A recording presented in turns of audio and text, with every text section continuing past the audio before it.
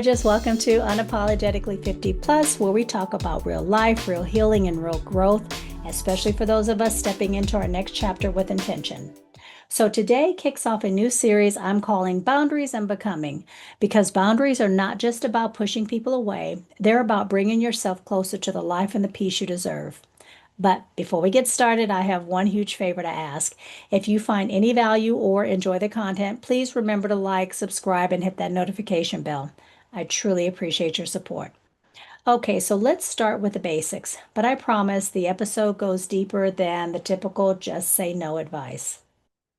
Let's talk about what a boundary actually is, how to know if yours are healthy, and why many of us never learn to set them in the first place. Let's be clear, a boundary is not a punishment, it's not a threat, and it's not about controlling other people. A boundary is simply where I end and you begin. It's the line between your energy, time, values, emotions, and someone else's. It's what lets you say, I love you, but I need space. I'm not available for that request, or this is how I choose to be treated. And here's the truth. Boundaries are not about changing other people. They're about you getting clear on what you need and choosing to act accordingly. If you were raised in a household where you were taught to be the strong one, the fixer, or the peacemaker, then boundaries might feel foreign, selfish, maybe even a little scary. Many of us were not taught to have boundaries. We were taught to have roles. And I mean roles like the caregiver, the ride or die, the one who never says no. And when you spend your time caring for everyone else, the idea of setting a limit can feel like you're letting people down or even betraying them. But here's what I want you to remember. Boundaries don't betray people, they protect you. You don't owe anyone your exhaustion. You owe yourself your wellness. And in midlife, it's time for us to stop calling burnout being strong.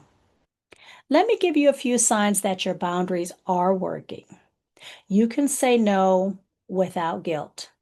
You don't over explain your decisions. You feel safe in your body, your space, and your own time. People know where you're coming from and they respect you. You leave a conversation or situation feeling clear but not exhausted. Now, a few red flags your boundaries might need some work. You say yes when you mean no. You avoid hard conversations just to keep the peace. You feel resentful after doing something for someone. You're waiting for someone to guess or just know what you need.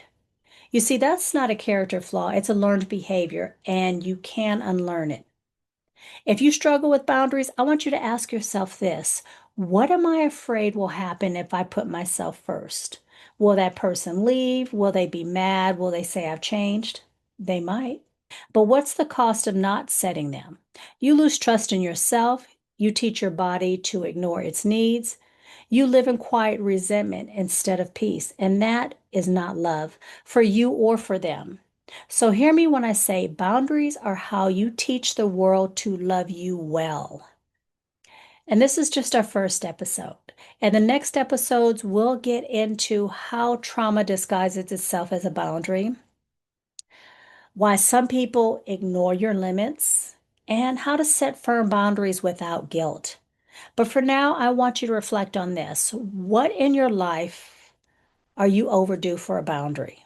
You can just leave it in the description or the comments below, or just say yes, you need to set some boundaries. And if you need additional support, please check out my free clarity guide in my Stay On store. The link will be in the description below. It has prompts to help you uncover your real needs, especially in this new season of life.